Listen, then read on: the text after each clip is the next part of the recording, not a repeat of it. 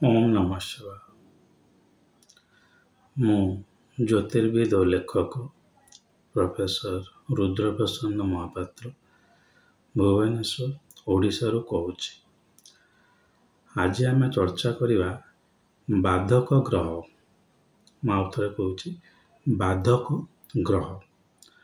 ମୁଁ ଯେତେବେଳେ ପ୍ରଥମେ ଜ୍ୟୋତିଷ ପଢ଼ିବା ଆରମ୍ଭ କଲି, ଏଠି ଗୋଟେ ଇନଷ୍ଟିଚ୍ୟୁଟ୍ଟେ ଅଛି ଆମର ରସୁଲଗଡ଼ ପାଖରେ। ମୁଁ ସେଠିକି ଗଲି, ଦେଖିଲି ସେମାନେ ନବଗ୍ରହ ଆଉ 27ଟା ନକ୍ଷତ୍ର, 12ଟା ଭାବ ବି କମ୍ପ୍ଲିଟ୍ ନୁହେଁ, ଯାହା ଟିକେ ଟିକେ ଦରକାର ସେତିକି ପଢ଼ଉଛନ୍ତି। ଦିନେ ଏମିତି ଫଳାଦେଶ ଗୋଟେ କ୍ଲାସ୍ କରୁ ତ ସେଠି ମୁଁ ଆଉ କ୍ଲାସ୍ କରିବାକୁ ଗଲି ନାହିଁ।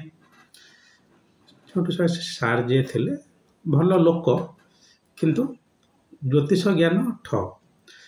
ସେ କହିଲେ ଯେ ବାଧକ ସିଂହ ଲଗ୍ନ ପାଇଁ ଆପଣଙ୍କର ନବମ ଅଧିପତି ବାଧକ ହୋଇଗଲା। ସେଠି ମୁଁ ତାଙ୍କୁ ପ୍ରଶ୍ନ କଲି ଯେ କେମିତି ହେବ, ନବମ ଅଧିପତି ଯେଉଁଠି ଗୋଟେ ଜାତକରେ ଖୁବ୍ ଭଲ, ସେ କେମିତି ଗୋଟିଏ ଜାତକ ପାଇଁ ବାଧକ ହେଇପାରିବ? ତ ସେ କହିପାରିଲେ ନାହିଁ, ବହୁତ ଥଙ୍ଗେଇ ଗଲେ ଏବଂ ଗୋଟେ ଅପ୍ରୀତିକର ପରିସ୍ଥିତି ସୃଷ୍ଟି ହେଲା ଏବଂ ସେଇ ଦିନଠୁ ମୁଁ ସେଠି କ୍ଲାସ୍ କରିବାକୁ ଗଲି ନାହିଁ। ମୋର ସମୟ ପଇସା ସବୁ ନଷ୍ଟ ହେଲା।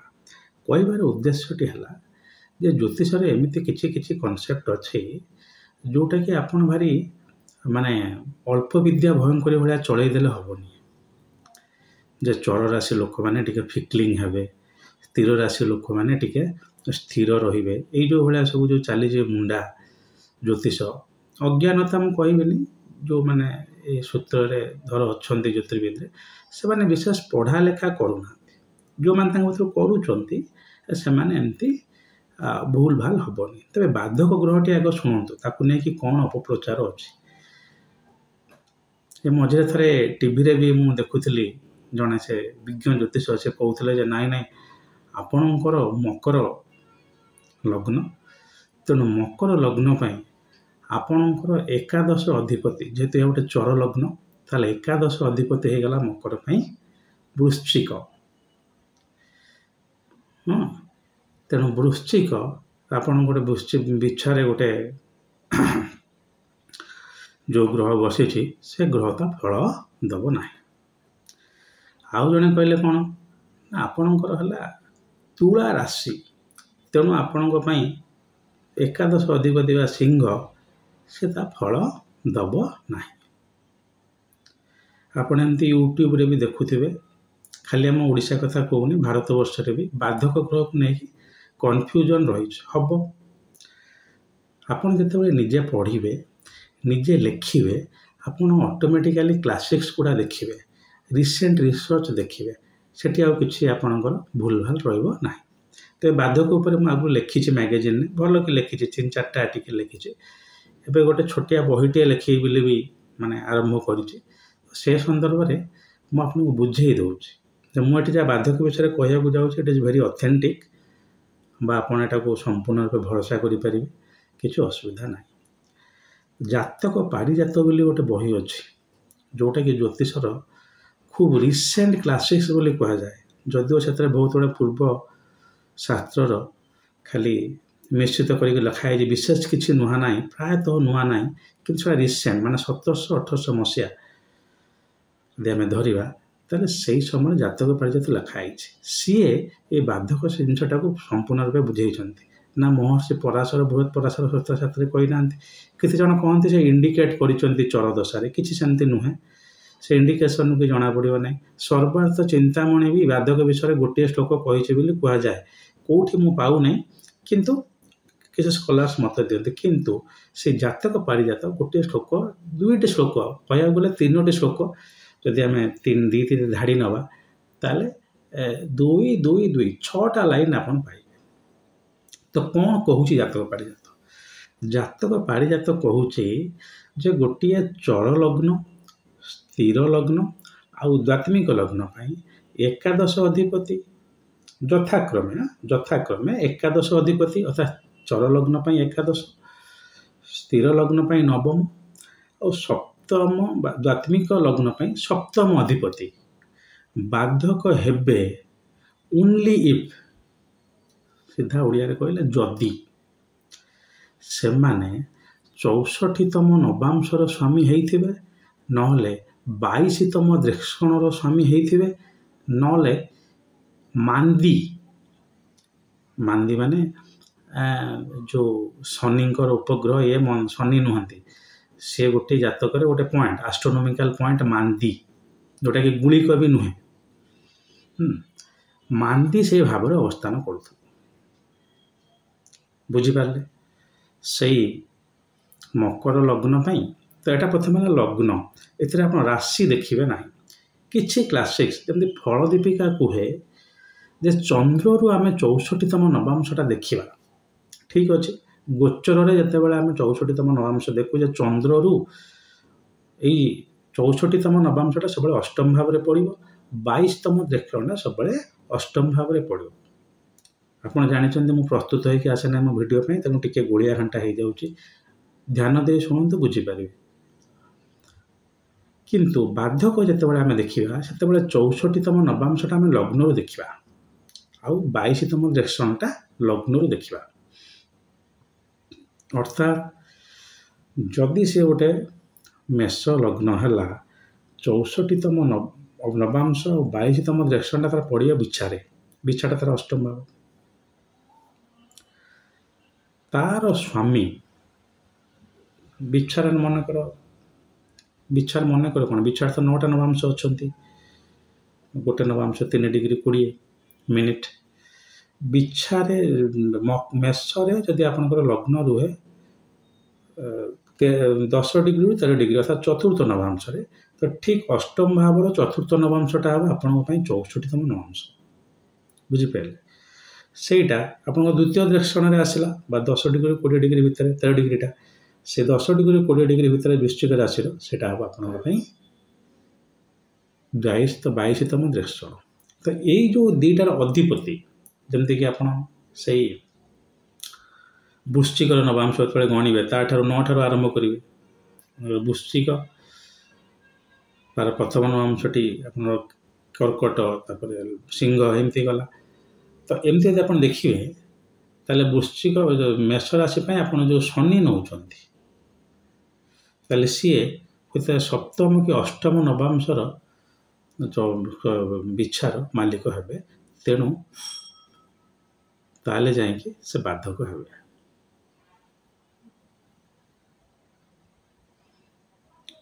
जदि से तार स्वामी हो ना से बाधक हे नहीं मेष राशि एकादश अधिपति मेष लग्न क्षमा करेंगे एकादश अधिपति है कुंभ अधिपति है शनि शनि जदि 64तम नवांश बा जो नवांशटा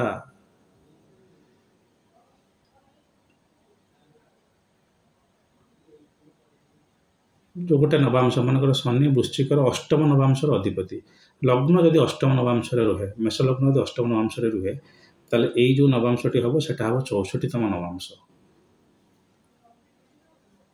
ताहले जाइए हम कि लग्न यदि प्रथम नवांश रहा ताले कुंभ हम नहीं बाधक द्वितीय नवांश रहा बाधक हेनी मो कथाटा बुझुँ ठीक से भाई स्थिर राशि में क्षमा करिए बारंबार राशि कहीदे साइन तो आउ साइन तो गोटे स्थिर राशि में सेटा से जेकोसी गोटे आप नवम अधिपति से यदि 64तम नवांशर स्वामी होचे ताले हम यदि 64तम न होनी ताले 22तम द्रेक्षण हो मन रखी था नवांश कुंडली लग्न ठारू चतुर्थ भावर स्वामी है 64तम नवांशर स्वामी चंद्र ठारू चतुर्थ भाव है चंद्र ठारू 64तम नवांश चंद्र ठारू 64तम नवांश टी गोचर देखा जाए कि बाधक कैलकुलेसन नुहे कारण बाधक आम भावटा नियंतु लग्न तेणु आम से 64तम नवांशटा चंद्र नहीं पारे चंद्र लग्न हेले आम चंद्र नवा ये आम लग्न नौ तेणु लग्न 64तम नवांश कौन रही जदि 64तम नवांशर स्वामी सांगे सांगे आप जातक देखिले पाखे रखि नवांश कुंडली और द्रेक्षण कुंडली भावी नियंतु यह आमर मिथुन लग्न ठीक विपरीत भाव में आसिले धनु लग्न तार सप्तम अधिपति बाधक हे केते बड़े हे जिते बड़े बृहस्पति 64तम नवांश बा ନବାଂଶ କୁଣ୍ଡଳୀରେ ଚତୁର୍ଥ ଭାବରେ ସ୍ୱାମୀ ହେଉଥିବ କିମ୍ବା ରେଷଣ କୁଣ୍ଡଳୀରେ ଅଷ୍ଟମ ଭାବରେ ସ୍ୱାମୀ ହେଉଥିବ, ତାହେଲେ ଯାଇ ବାଧକ ହେବ, ନହେଲେ କିଛି ହେବନି। ଯେମିତି ସପ୍ତମ ବିବାହ ହେବା କଥା ହେବ, ସବୁ ଚାଲିବ। କଥା ବୁଝନ୍ତୁ। ତ ଏଇ ଦୁଇଟା ମେନ୍ ପଏଣ୍ଟ ଆମେ ଛାଡ଼ି ଯାଇଛନ୍ତି, ଖାଲି ବାଧକ ଚଲେଇଛନ୍ତି। କିଛି ଲୋକ କହିଲେଣି ଯେ ସପ୍ତମରେ ବସିଥିବା ଖରାପ ହୋଇ ବାଧକ ଦେବ ଫଳ, ନା। ଆଉ ବିଶେଷତଃ ବାଧକଟା ପ୍ରଶ୍ନ ମାର୍ଗ ବୋଲି ଯେଉଁ ଗୋଟେ ଗ୍ରନ୍ଥଟି ଅଛି, ଯେଉଁଟାକି ବିଭିନ୍ନ ମନ ଟ୍ରାନ୍ସଲେଟ୍ କରିଛନ୍ତି, ପ୍ରଥମେ ସେଇଟା ୟୁଜ୍ ହେଇଥିଲା ଯେ ଗୋଟେ ଗ୍ରହ ତାର ଗୋଚର ଫଳ ଦେବାରେ ଯେତେବେଳେ ଅକ୍ଷମ ହେଉଥିଲା, ସେତେବେଳେ ବାଧକ ନିଆ ହେଉଥିଲା।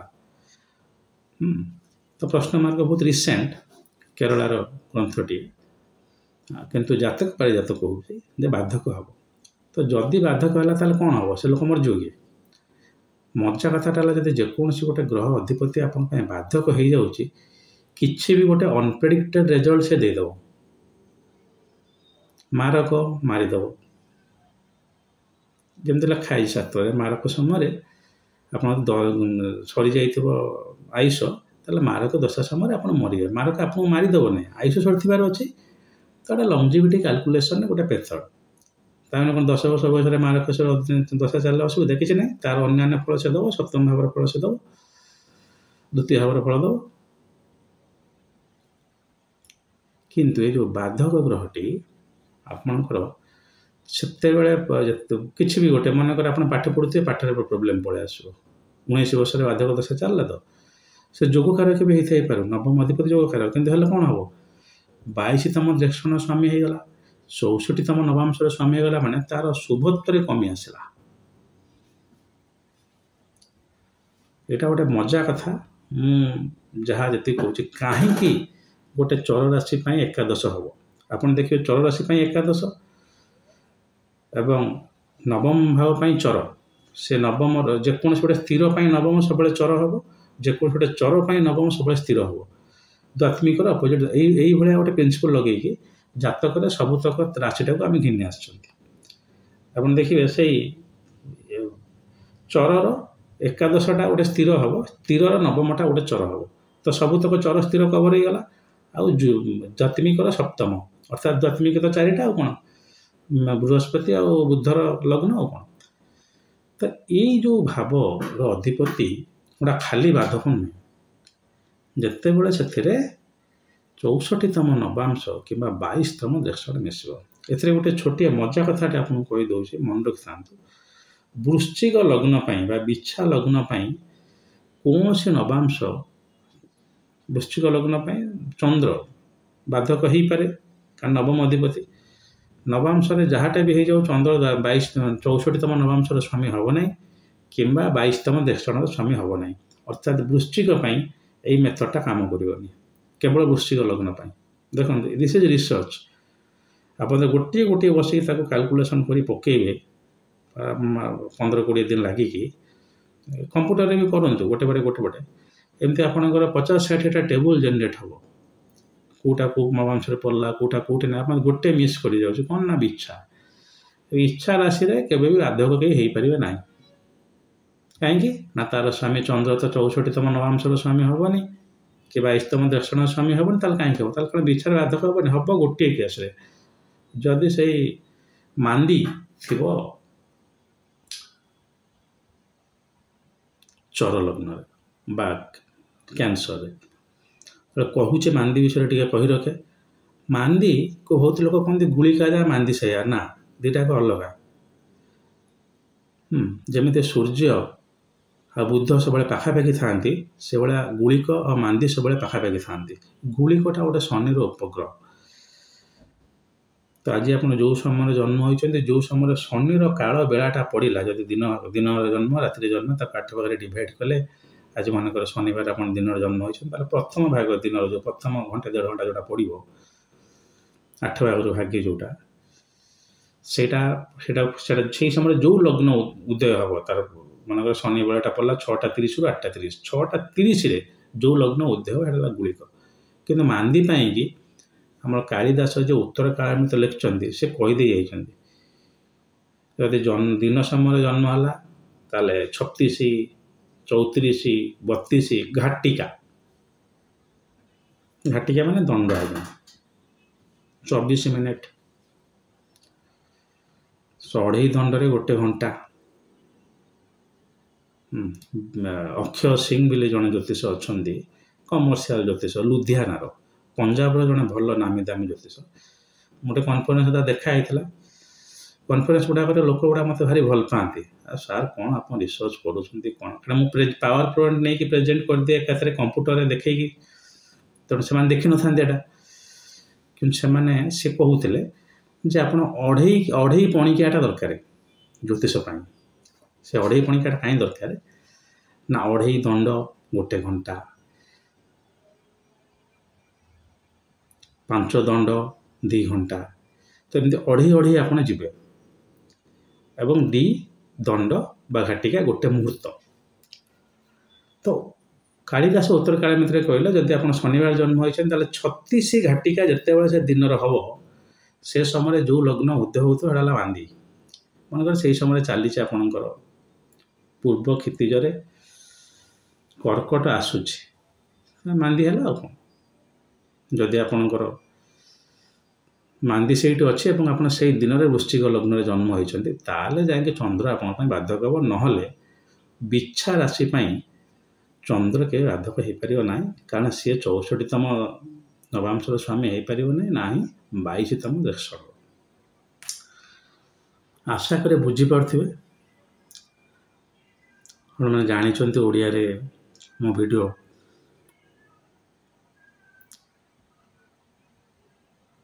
ବିଶେଷ କରିବାକୁ ଚାହୁଁନି, କିଛି ଲୋକ ରିକ୍ୱେଷ୍ଟ କରୁଛନ୍ତି, ଆଉ କରି ରଖୁଛି। ହୁଏତ ଆଜି ମୁଁ ଅଛି, କାଲି ନଥିବି।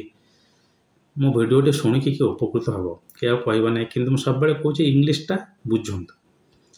ହେଲେ ଆପଣ କେବଳ ମୋର ନୁହେଁ, ସାଉଦର୍ନ ଇଣ୍ଡିଆରେ ଯେଉଁ ଦଳ ଅଛନ୍ତି ବିଦ୍ୱାନ, ସେମାନଙ୍କ ଲେଖାଗୁଡ଼ା ବୁଝିପାରିବେ। ତାହେଲେ ବୁଝିହେଲା ଯେ ବାଧକ ଆମେ କାହାକୁ କହିବା। ତେଣୁ ଆଜିଠାରୁ ଯେଉଁ ମୂର୍ଖ ଯିଏ କହିଦେଲା ଯେ ଚରର ଏକାଦଶ ବାଧକ, ସପ୍ତମର ଦ୍ୱାଦଶର ସପ୍ତମ, ଦ୍ୱାତ୍ମିକର ସପ୍ତମ ବାଧକ ଇତ୍ୟାଦି, ଯେମିତି ଚାଲିଛି ଗୋଟେ ମୁଣ୍ଡା ଜ୍ୟୋତିଷ ଶିବ, ବିଲକୁଲ ବିବ୍ରତ ହେବେ ନାହିଁ। କିଛି ବାଧକ ହେଇନଥିବ। ସେ 64ତମ ନବାଂଶ ପକେଇଲା ବେଳେ ତାଙ୍କୁ ହୋସ୍ ଉଡ଼ିଯିବ। 64ତମ ନବାଂଶଟା କ'ଣ, ଆରେ କିଛି ନୁହେଁ। ଆପଣ ଗୋଟେ ନବାଂଶ ଗଣି ଗଣି ଯିବେ, 7 ଗୋଟେ 3ଟା ଗୋଟେ ରାଶିରେ 9ଟା ନବାଂଶ ରହିଲା, ତ ଆପଣ 63ଟା ନବାଂଶ ସରିଯିବ, ତ ସପ୍ତମ ରାଶି ସରିବ, ଆଉ ଅଷ୍ଟମ ରାଶିରୁ ଆରମ୍ଭ ହେବ। କିନ୍ତୁ ସବୁବେଳେ ତ ଲଗ୍ନ 1 ଡିଗ୍ରୀରୁ ଆରମ୍ଭ ହେଉନଥିବ। ଲଗ୍ନ ଯଦି ମନେକର 21 ଡିଗ୍ରୀରେ ଅଛି, ତାହେଲେ ଅଷ୍ଟମ ଭାବରେ 21 ଡିଗ୍ରୀରୁ, ଯେଉଁଟାକି ଆମ ସପ୍ତମ ନବାଂଶ କୁହାଯାଏ, 21 ଡିଗ୍ରୀରୁ 20 ଡିଗ୍ରୀରୁ 23 ଡିଗ୍ରୀ 20 ମିନିଟ୍, ସେଇଟା ହେଲା ଆମର 64ତମ ନବାଂଶ। କ'ଣ ଯଦି ଏତିକି ହେଉନଥିବ, କିଛି ଗ୍ରହ ବାଧକ ହେବେନି। ମୁଁ ବେଳେବେଳେ ଭାବେ ଯେ ଆମ ସେ ଇନଷ୍ଟିଚ୍ୟୁଟ୍ରେ କେମିତି ପଢ଼ା ହେଉଥିଲା। କେବଳ ସେ ଇନଷ୍ଟିଚ୍ୟୁଟ୍ ନୁହେଁ, ବହୁତ ଗୁଡ଼ିଏ ଇନଷ୍ଟିଚ୍ୟୁଟ୍ରେ ଏମିତି ପଢ଼ା ହୁଏ, ଯଦି ଟିକେ ଭଲ ଇନଷ୍ଟିଚ୍ୟୁଟ୍ ନ ହେଇଥିବ। କାରଣ ଗୋଟେ ବର୍ଷିକିଆ କୋର୍ସରେ ଆଉ କେତେ ଆଡ଼ଭାନ୍ସ ପଢ଼ା ହେବ, ବେସିକ୍ ପଢ଼ା ହେବ। ଏବଂ ବିଶେଷତଃ ବହୁତ ଇନଷ୍ଟିଚ୍ୟୁଟ୍ରେ ଟିଚର୍ମାନେ ଏତେ ଜାଣିନଥାନ୍ତି, ଆଉ ଯେଉଁମାନେ ଜାଣିଥାନ୍ତି ସେମାନେ ପ୍ରାୟ ଏତେ କ୍ଲାସ୍ ନିଅନ୍ତି ନାହିଁ। ଏତେ ଡିପ୍କୁ କେହି ଯାଇନଥାନ୍ତି, ସେମାନେ ବେସିକ୍ ଖାଲି ପଢ଼େଇ ଦେଇଥାନ୍ତି। ଯିଏ ତ ଜ୍ୟୋତିଷ ଶିଖେଇବା ଆସିଲେ ଜ୍ୟୋତିଷରେ ତ କିଛି ଜାଣିନଥିବେ। ଆଉ କ'ଣ, ଯଦି ଜାଣିଥାନ୍ତା କି ଗୋଟେ ଅଲରେଡ଼ି ସେ ତ କହିବ। କେବଳ KN ରାଓଙ୍କ ଇନଷ୍ଟିଚ୍ୟୁଟ୍ ଯେଉଁଟା ଅଛି, ମୁଁ କେଉଁ ଇନଷ୍ଟିଚ୍ୟୁଟ୍କୁ ପ୍ରମୋଟ୍ କରୁନାହିଁ, ଭାରତୀୟ ବିଦ୍ୟାଭବନ ଦିଲ୍ଲୀରେ, ସେଠି ଯଦି ଆପଣ ଫୁଲ୍ ଟାଇମ୍ ପଢ଼ିପାରୁଛନ୍ତି, ଆପଣ ବହୁତ କିଛି ଶିଖିପାରିବେ। ତେଣୁ ତାକୁ ଛାଡ଼ିଦେଲେ ବାକି ଆଇକାସ୍ ମୁଁ ନିଜେ ପଢ଼ିଛି, ଏତେ ଇଏ ନୁହେଁ। ହଁ, ନିଜେ ପଢ଼ନ୍ତୁ କ୍ଲାସ୍ରେ ସେଇଟା କ୍ଲାରିଫାଏ ହେବ। ହଉ, ବାଧକ ଗ୍ରହ ଉପରେ ଯଦି ଆଉ କିଛି କହିବାର ଅଛି କମେଣ୍ଟ ସେକ୍ସନରେ କହିବେ। ବାଧକ ଗ୍ରହ ଆପଣଙ୍କର କ'ଣ ଅସୁବିଧା କରୁଛି, କ'ଣ ମାନେ କରୁଥିବ, ଏଇଟା କହିବେ। ନିଜେ ପଢ଼ନ୍ତୁ, ମୋତେ କିଛି ପ୍ରଶ୍ନ ପଚାରିବେ ନାହିଁ, କିଏ କରିବେନି, କାରଣ ମୁଁ ଏଠି କ୍ଲାସ୍ ନେଉନି। ହଉ, ଆଜି ପାଇଁ ଏତିକି। ଯଦି ମହାଦେବ ଚାହାନ୍ତି ତାହେଲେ ଆଉ ଗୋଟେ ଭିଡ଼ିଓ ନେଇ ଖୁବ୍ ଶୀଘ୍ର ଉପସ୍ଥିତ ହେବି। ଆଜି ପାଇଁ ଆଜ୍ଞା ଦିଅନ୍ତୁ। ଓମ୍ ନମଃ ଶିବାୟ।